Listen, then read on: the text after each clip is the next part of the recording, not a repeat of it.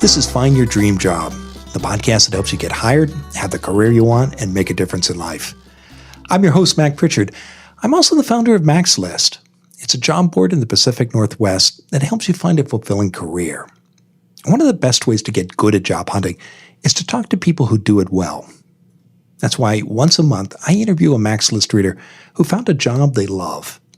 Our guest today is Roxanne Myslewski. She's the Regional Philanthropy Officer at the American Red Cross in Portland, Oregon. For Roxanne Myslewski, the trick to finding her dream job was examining her own career motivations. In a story you can find on the Mac's List website, Roxanne said she asked herself what mattered most. Was it a collaborative culture, a larger mission, or learning new solutions? When Roxanne identified her priorities for her next job, the pieces started to fall into place. Roxanne, you're the Regional Philanthropy Officer at the American Red Cross here in Portland. Why do you love your job?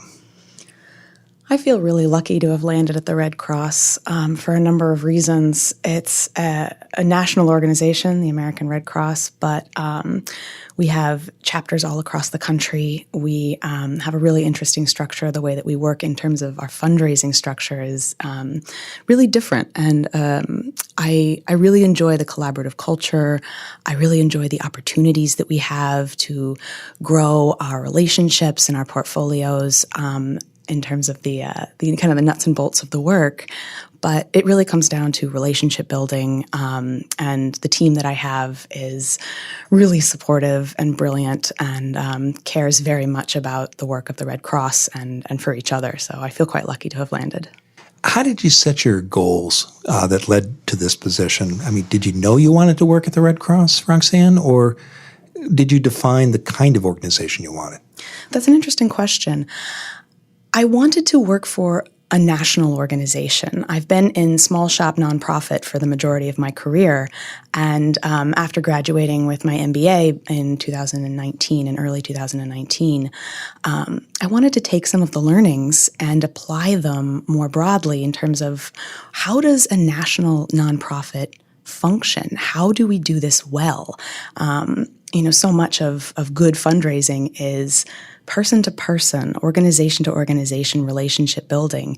And the kind of channel design that the Red Cross has implemented over the last decade or so has been quite successful. And I've been fascinated to learn how that's all worked and the trajectory that we've really grown into and the strategies that we've put in place.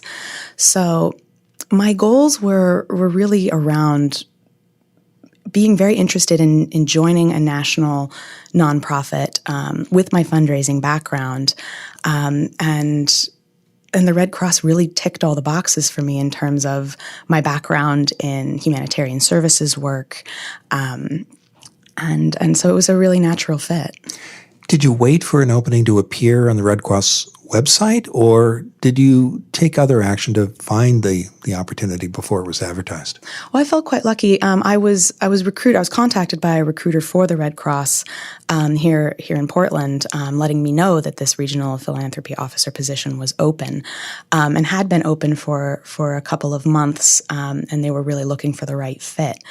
And so I mean, it's being contacted by a recruiter it's an interesting sort of spot to find yourself, because it's, you feel quite lucky in a way. I have this opportunity, I want to pursue it, but you're not sure, kind of what their job history or what their job search history has looked like, what kinds of candidates they have seen already. Am I the right fit for what they're looking for? So, being contacted by a recruiter was an interesting way to start this process in particular. Did you have a relationship with a recruiter before you received the call? No, I didn't, not at all.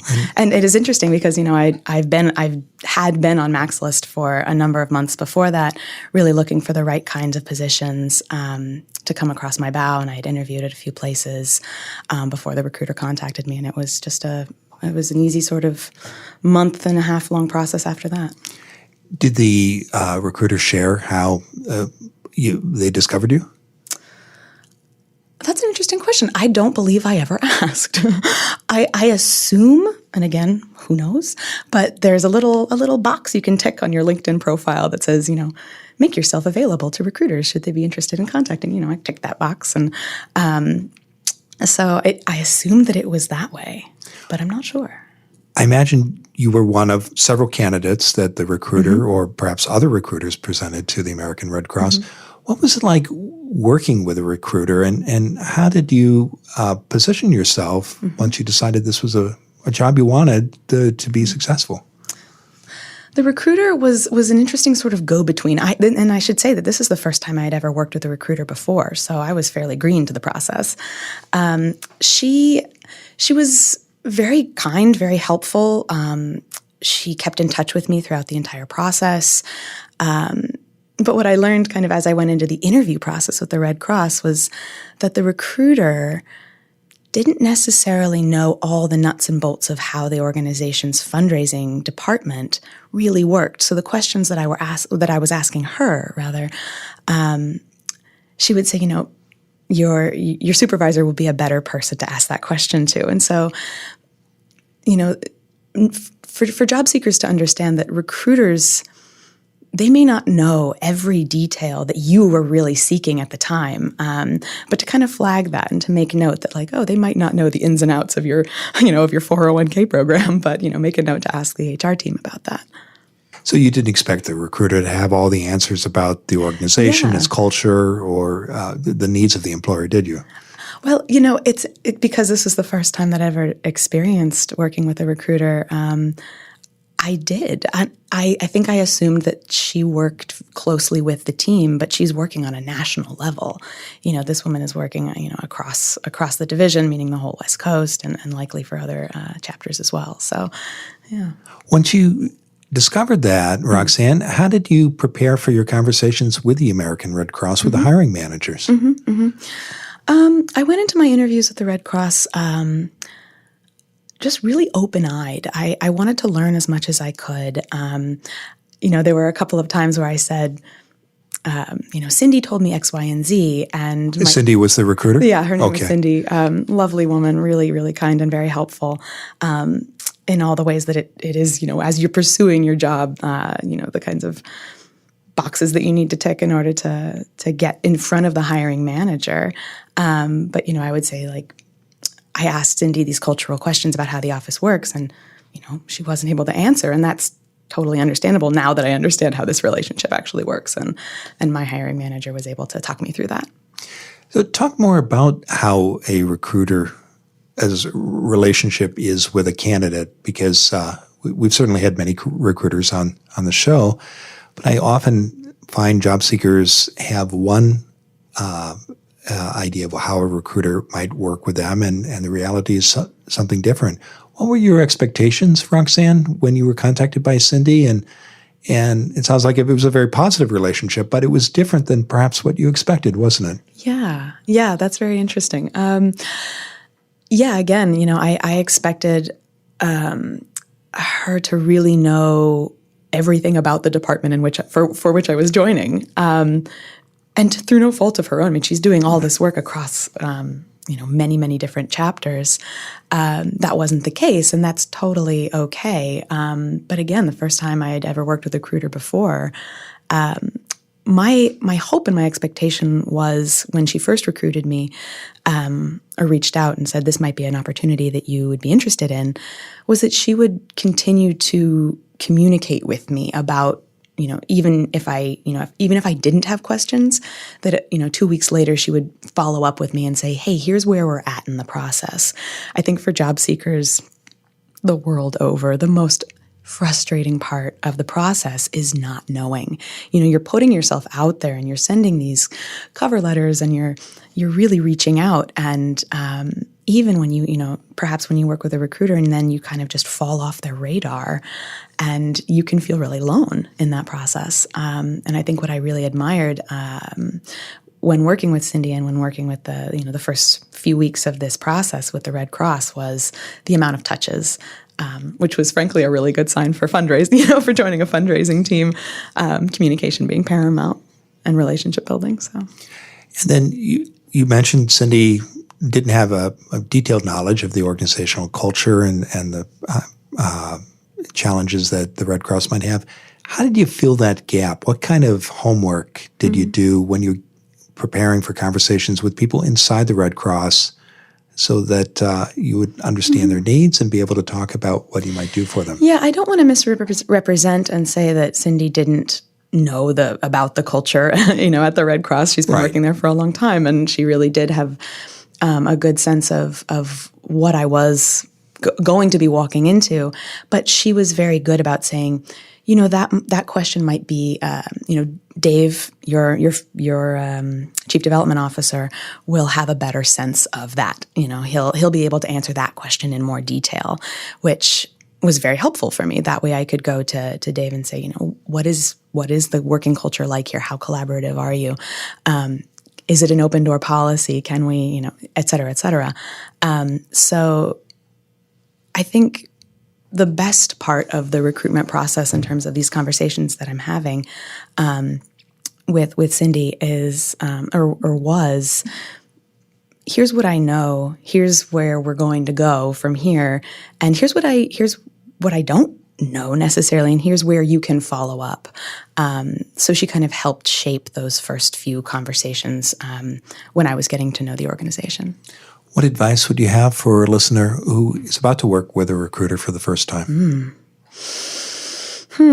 Well, I would say be open. I mean, that sounds a little bit trite, but ask the questions that are at the forefront of your mind early.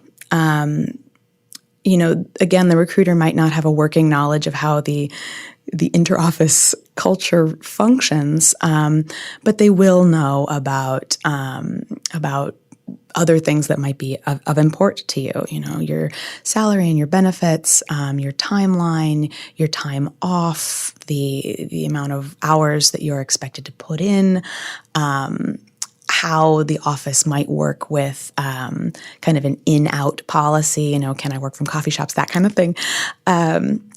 So when you're working with a recruiter, especially when they contact you, it's helpful to ask questions like, what about me did you see in my LinkedIn profile, whatever's out there, that would help you understand that I would be a good fit for this job?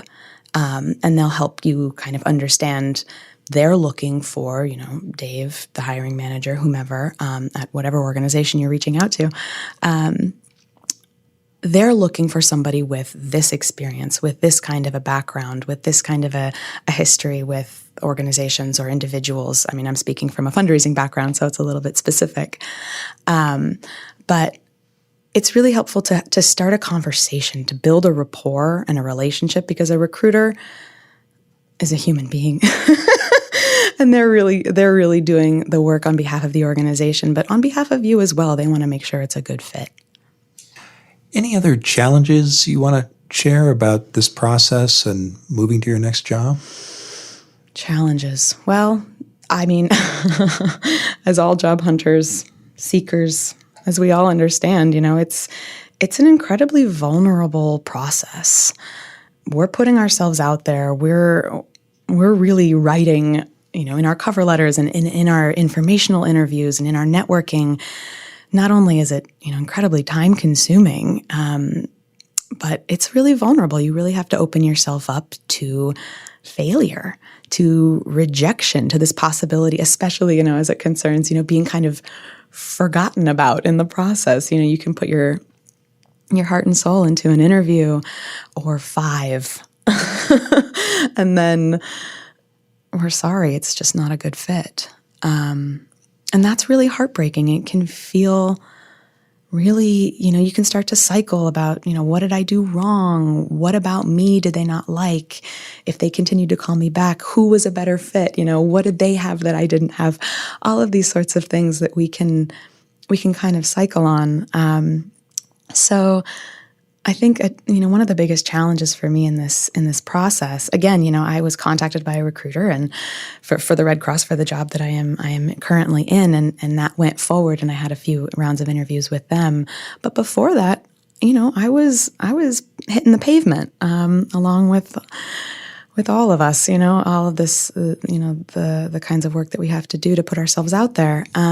So you were networking and applying for other positions, and it just the phone didn't ring one day and magically produce this offer. No. You were in the middle of a search. No, it's incredibly important to update your networking tools. I mean, I think job seekers hear this kinds of things all the time, but to have a clean statement of, I'm putting my air quotes up, brand statement, your personal brand statement on your LinkedIn profile so that people understand what your interests are, what you do well, and what you're seeking to do in the future. Identifying your values, what will continue to keep you going forward every day. And as I mentioned earlier, identifying your motivations, I think, is absolutely key. And so the challenges that I really faced was just, feeling a little bit sad sometimes, I think, that, I hadn't found the perfect job yet and it hadn't fallen into my lap. And you just kind of gotta keep doing the work. Roxanne, do you think that work that you did do on your personal brand, you talked about pounding the pavement, doing some networking, did that help position you for success when the phone did magically ring one day and there was a recruiter wanting to have a conversation with you about a job that interested you very much? That's a great question. The short answer is absolutely. The more comfortable we get with our kind of personal brand statements, meaning like, what is it that you actually do? What is it that actually gets you out of bed in the morning and drives you to go to work? The more that you can understand that and practice that, the more natural it is when you're having a conversation with a recruiter or with an informational interview, or even when you're in the door for your first interview. We got to practice. That's the only way to build that experience. Do you think you might not have been as successful as you were if you hadn't done that? Oh, I'm certain. That work? I'm certain. I mean, I think that's why I wasn't as successful prior to securing this position at the Red Cross. Oh, it sounds so clinical, securing the position. No. Having the opportunity to work for the Red Cross. You have to practice. I had to really get comfortable with why I was doing this in the first place, why I was moving from my previous organization, which was a lovely group of people, which was a really important mission, and which was difficult to leave. I cried when I left my past organization, but it was time for me to go. It was time for me to move on. It's been a great conversation, Roxanne. Now, tell us, what's your number one job hunting tip? Know thyself. I really believe that in order to get the job you really want, you gotta be comfortable with putting yourself out there. You gotta understand that it is a vulnerable position to be in. And in order for you to secure that next step forward, putting in the work, getting that experience of the difficult conversations, and really identifying your motivations. What's going to continue to keep you going to this job? Before you say yes to the next job, is it providing you with what you need? Is it is it nourishing your values? Is your motivation, a really high salary? Is it mission driven? Is it creative collaboration? Is it strong teamwork? And the more that you can suss out from your interview process, and the more honest you can be in those conversations, you'll be successful. Roxanne, thanks for sharing your story. And you can learn more about Roxanne's job search by visiting maxlist.org/stories. And check out the MaxList website for dozens of other success stories like Roxanne's. On the second Friday of every month, we add a new interview with a MaxList reader who has found a dream job.